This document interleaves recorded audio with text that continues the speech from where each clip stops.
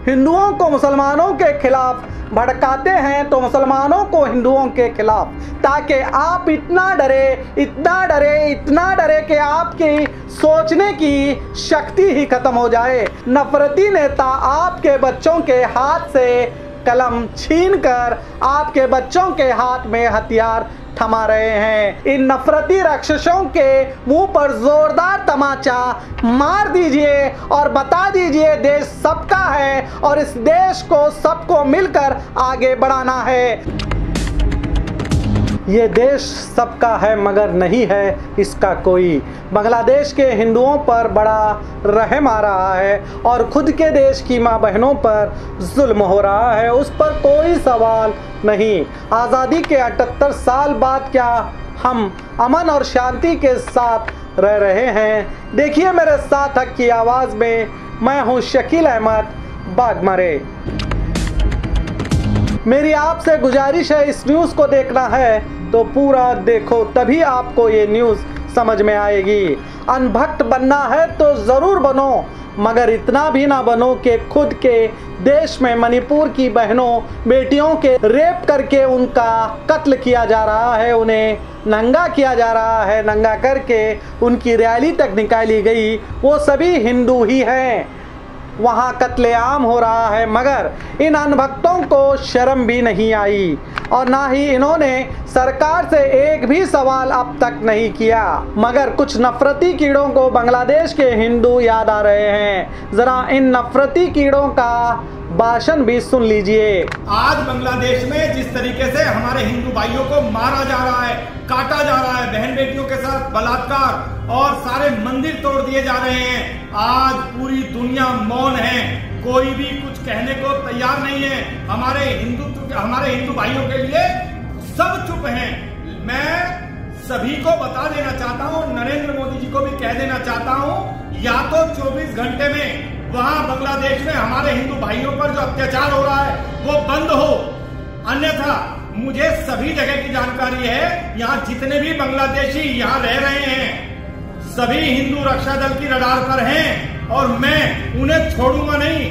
मैं उनके लिए आर पार की पूरी ताकत के साथ लड़ाई लड़ूंगा। मैं 24 घंटे का अल्टीमेटम नरेंद्र मोदी जी को कह रहा हूं और दे रहा हूं, या तो आप बांग्लादेश पर इतना दबाव बनाएं कि वह हिंदू पर अत्याचार बंद कर दें, अन्यथा यहाँ भी हम बांग्लादेशियों के साथ ऐसा ही व्यवहार करेंगे। मैं छोड़ूंगा नहीं। अपने भाइयों के लिए मैं किसी भी हद तक जा सकता हूं, लेकिन अपने भाइयों पर अत्याचार, अपने परिवारों पर अत्याचार बिल्कुल सहन नहीं करूंगा।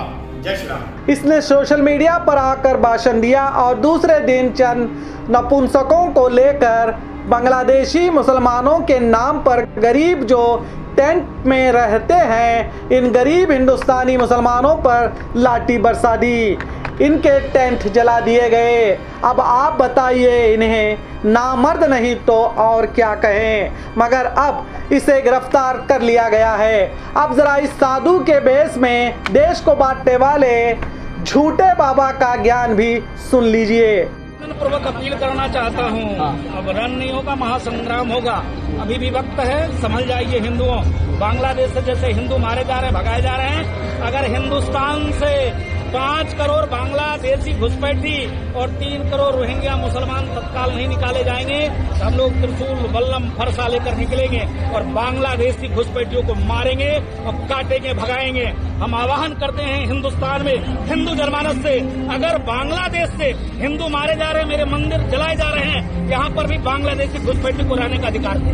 ये नफरती कीड़ा कह रहा है हिंदुस्तान में 5 करोड़ बांग्लादेशी हैं और 3 करोड़ रोहिंग्या हैं, जबकि हकीकत यह है कि पूरे दुनिया में रोहिंग्या की आबादी 20 लाख है और 40,000 हिंदुस्तान में पनाह लिए हुए हैं। ये सरकारी आंकड़ा भी है। और बांग्लादेश की बात करें तो बांग्लादेश की 2022 के सेंसस रिपोर्ट के मुताबिक 17 करोड़ आबादी है, मगर इस नफरती कीड़े के मुताबिक 5 करोड़ बांग्लादेशी तो हिंदुस्तान में ही हैं। कुछ देर के लिए इसकी बात सच मान ले तो भी अब सवाल तो मोदी जी की हुकूमत पर ही उठेगा, जो पापा परमात्मा के अवतार हैं, जिनकी सरकार 10 साल से चल रही है। तो फिर इतनी बड़ी गलती कैसे हुई? क्या चौकीदार सो गया या चौकीदार की मिली भगत है? इस तरह का सवाल तो उठेगा ही इसके इस तरह के भाषण से। ये हिंदुओं को तो भड़का रहा है और साथ में झूठ फैलाकर मोदी जी पर भी सवाल उठ खड़ा कर रहा है।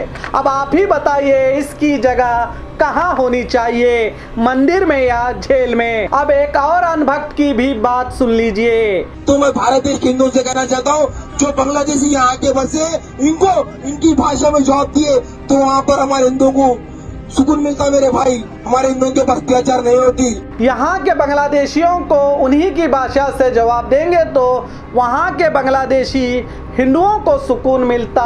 मेरे भाई ये कह रहा है। मेरे नफरती भाई, पूरे भारत देश के हिंदुओं से अपील करने से पहले जिस भारत देश के लोगों ने जिस सरकार को सत्ता में लाया उससे भी जरा अपील कर लेता। क्या दम नहीं है? क्या सिर्फ इतना ही करने के लिए हुक्म मिला है? अरे शर्म करो, खुद के देश की बेटियों का भी ख्याल करो। और गोदी मीडिया का तो जवाब ही नहीं। वो तो बांग्लादेश की खबरें ऐसे दिखा रहा है जैसे बांग्लादेश भारत का ही हिस्सा है, और वो भी गलत तरीके से। इन चाटुकार दलाल मीडिया को 1.5 साल से जलता हुआ मणिपुर दिखाई नहीं देता। सोचिए देश के नौजवानों, ये आपको क्या दिखा रहे हैं और क्यों दिखा रहे हैं, आप ही अंदाजा लगाइए। ये देश को बर्बादी की ओर ले जा रहे हैं या कहीं और जब तक आप झूठ फैलाने वाले, मीडिया और नफरत बांटने वाले, 100 रुपए में बिकने वाले, अपने आप को हिंदू रक्षक कहने वालों के खिलाफ आवाज नहीं उठाओगे तो ये लोग देश को बर्बादी के ओर ले जाएंगे और आपके बच्चों के हाथों से पेन छीन कर हथियार थमा देंगे। ना ही इन्हें बांग्लादेश के हिंदुओं की फिक्र है तो सरकार से कहें हमें बांग्लादेश जाने दीजिए, हम इन बांग्लादेशी मुसलमानों को सबक सिखाएंगे। कहिए दम है तो। अगर सरकार नहीं माने तो भी बॉर्डर के पास जाकर चीखिए, चिल्लाइए, शायद आपकी आवाज से कुछ राहत वहां मिल जाए और आपकी आवाज सुनकर पापा हमला रुकवा दें, जिस तरह आपके पापा और मेरे प्रधानमंत्री ने यूक्रेन की जंग रुकवा दी थी। वॉर रुकवा दी पापा, याद है ना आपको? और साथ ही मणिपुर के हिंदुओं के लिए भी आवाज उठाइए ताकि पापा वो भी रुकवा सके जो अब तक नहीं रुकवा पाए। और इन सभी नफरती कीड़ों पर थू है जो अपने आप को हिंदू रक्षक कहते हो। मणिपुर के हिंदू क्या हिंदू नहीं है? क्या वहाँ की माँ बेटी नहीं है? 2-2 रुपए में बिकने वाले दलाल क्या हिंदू की रक्षा करेंगे? बांग्लादेश में अगर हिंदुओं पर, मंदिरों पर हमला हुआ है तो इसका ये मतलब नहीं कि तुम भारत के उन गरीब झोपड़पट्टी में रहने वाले मुसलमानों को बांग्लादेश के मुसलमान कहकर हमला कर दो या बांग्लादेशियों पर ही हमला कर दो जिससे भारत ने ही शरण दिया है। देखो इन गरीबों को कैसे पीटा जा रहा है, किस तरह अच्छे खासे इंसानों को जानवर बना दिया जा रहा है। दम है तो सरकार से कहो कि बांग्लादेश की इंटरिम सरकार से कह दे कि अब किसी हिंदू पर हमला होगा तो जवाब दिया जाएगा, क्योंकि बांग्लादेश का बाप तो भारत ही है। ये ना भूलिए, ये तुम में कहने की औकात नहीं है क्योंकि तुम तो मोहरे हो नफरती बाजार के। क्या भूल गए कुछ दिन पहले महाराष्ट्र के विशालगढ़ की मस्जिद पर हमला किया गया, वहाँ के मुसलमानों के घर तोड़े गए, उन्हें मारा गया। क्या इस पर किसी मुसलमान ने किसी हिंदू पर जुल्म किया? बताओ किस मंदिर पर हमला किया? नहीं किया, क्योंकि देश का कानून अभी जिंदा है।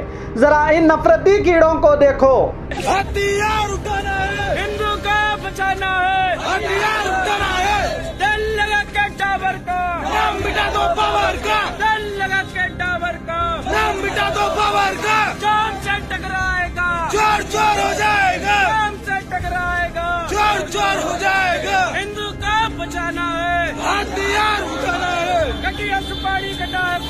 कठुआ भागे पाकिस्तान, कठुआ सुपारी कटा है पान, कठुआ भागे पाकिस्तान। जय श्री राम, जय श्री राम, जय जय श्री राम। सुना आपने, ये कह रहे हैं हथियार उठाना है, हिंदू को बचाना है, हिंदुस्तान को बचाना है, हथियार उठाना है, मुल्लों को पाकिस्तान भगाना है। अब आप सोचो, ये 2 टके के लड़के देश को बचाने के लिए, हिंदुओं को बचाने के लिए हथियार उठाने की बात कर रहे हैं। तो हमारी मोदी जी की सरकार में क्या हमारी फौज कमज़ोर है? क्या हमारी कानूनी सिस्टम ख़त्म हो गया है जो ये खुद हथियार उठाने की बात कह रहे हैं? ये तो मोदी जी को ही कमज़ोर बताने की कोशिश कर रहे हैं, जबकि इन नौजवानों को अपनी रोजी रोटी के लिए आवाज़ उठानी चाहिए। मगर इन मासूमों को तो नफरत बांटने वालों ने अपने झूठे जालों में फंसाकर इन्हें अंधभक्त नहीं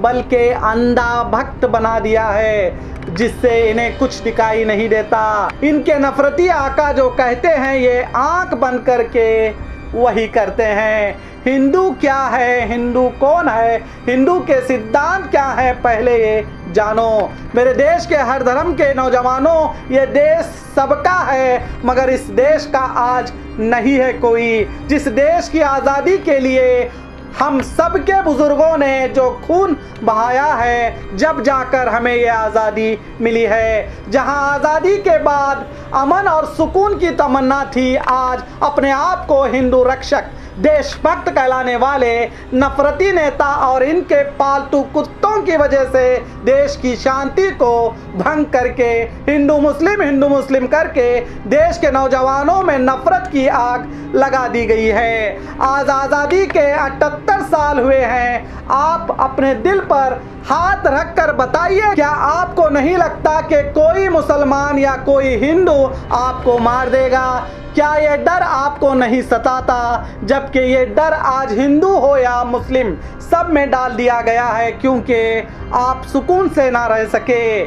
चाहे वो हिंदू हो या मुस्लिम, सब डरते रहें और इस डर का फायदा ये नफरती नेता उठाते रहें। हिंदुओं को मुसलमानों के खिलाफ भड़काते हैं तो मुसलमानों को हिंदुओं के खिलाफ, ताकि आप इतना डरे कि आपकी सोचने की शक्ति ही खत्म हो जाए और आप अनाज से गोबर खाने पर मजबूर हो जाए और खाते खाते इसका स्वाद भी लेने लगे और साथ में पानी की बजाय मूत्र पीने लगे। आप भगवान की भक्ति को भूलकर इन ढोंगी नफरती नेताओं की भक्ति में डूब गए हैं। कभी गोबर खाने से क्या होता है, मूत्र पीने से क्या होता है, अपने डॉक्टर से पूछा है?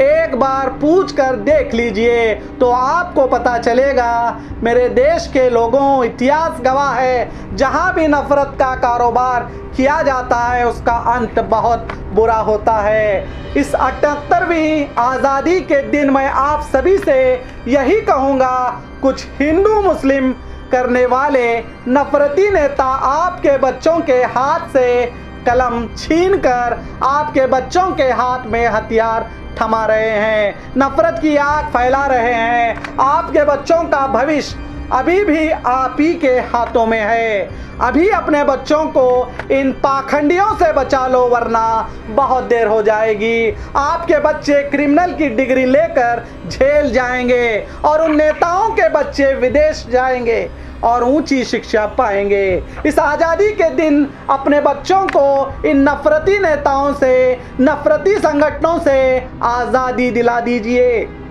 और एक अच्छा बाप का फर्ज निभाइए और अपने बच्चों के हाथ में कलम देकर उसे ऊंचे से ऊंचे ओहदे पर पहुंचा दीजिए। आज का दिन भारत के हर एक नागरिक के लिए बहुत अहम दिन है, तो आज के दिन शपथ लीजिए अपने अच्छे कल के लिए। इन नफरती राक्षसों के मुंह पर जोरदार तमाचा मार दीजिए और बता दीजिए देश सबका है और इस देश को सबको मिलकर आगे बढ़ाना है, तभी देश में अमन और शांति रहेगी। और जाते जाते देश के इन महान बाबाओं का ज्ञान भी सुन लीजिए।